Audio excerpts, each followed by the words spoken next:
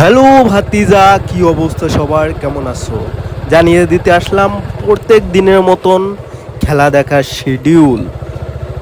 আজ একটু পরেই রাত 10টায় শুরু হয়ে যাবে স্পেন ভার্সেস সৌদি আরব, রাত 10টায়।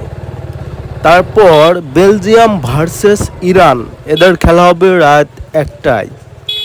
নিউজিল্যান্ড ভার্সেস মিশর, এদের খেলা আগামীকাল সকাল 7টায়। উরুগুয়ে ভার্সেস ক্যাপি ভার্দির গোলকিপারের কথা মনে আছে? যদি মনে থাকে, গোলকিপারের জন্য হলেও উরুগুয়ে ভার্সেস ক্যাপি ভার্দির খেলা আপনারা দেখবেন। এই খেলা হবে রাত 4টায়।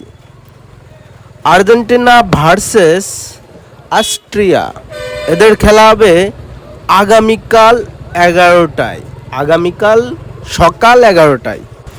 এবার জানিয়ে দিচ্ছি গতকাল যারা খেলেছে তাদের ফলাফল। জার্মানি ভার্সেস আইভরি কোস্ট, এখানে জার্মানি 2-1 গোলে আইভরি কোস্টকে ঠকিয়ে দিয়েছে। ইকুয়েডর ভার্সেস কুরাকাও, এদের খেলা 0-0 গোলে ড্র হয়েছে। তুনিশিয়া ভার্সেস জাপান, এখানে জাপান কিন্তু 4-4টা গোল তুনিশিয়াকে একেবারে ভরে দিয়েছে। যাই হোক, আর্জেন্টিনা সাপোর্টাররা ভুলে যেও না ভাতিজারা, তোমাদের খেলা কিন্তু আগামীকাল সকাল 11টায় অস্ট্রিয়ার সঙ্গে। তো আর্জেন্টিনার জন্য শুভকামনা থাকবে, বিকজ মেসি আছে, মেসি খেলে। মেসিকে মোটামুটি আমার প্রিয় প্লেয়ারদের ভিতর একজন গণ্য করি।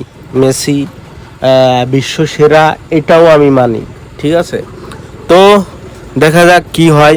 আর একটু পরেই কিন্তু স্পেনের সঙ্গে খেলা আছে সৌদি আরবের, ঠিক আছে? স্পেন কিন্তু ক্যাপি ভার্দির সঙ্গে ড্র করেছিল, আপনারা জানেন। ক্যাপি ভার্দির গোলকিপার একেবারে ঠেকিয়ে দিল। আর দেখা যাক আজকের রাতে একটু পরেই সৌদি আরবের সঙ্গে লামিন ইয়ামাল কেমন খেলে।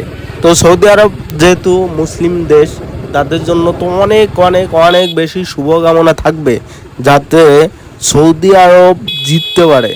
স্পেন ঠকবে জিতবে এ নিয়ে আমার কোনো মাথা ব্যথা নাই, কিন্তু সৌদি আরব জিতে যাক, এটাই আমার কথা। তবে একটা কথা কি, লামিন ইয়ামাল কিন্তু আমার প্রিয় প্লেয়ারদের ভিতরে একজন।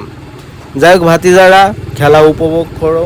সুন্দর সুন্দর খেলা আছে কিন্তু, হাই ভোল্টেজ যতগুলো খেলা, এই সব খেলা কিন্তু আজকে রাতে আছে, রাতে এবং আগামীকাল। তো আমি এই মুহূর্তে অন্ধকারে বাইক চালিয়ে যাচ্ছি। এটা হচ্ছে বাগেরহাট জেলার মোল্লার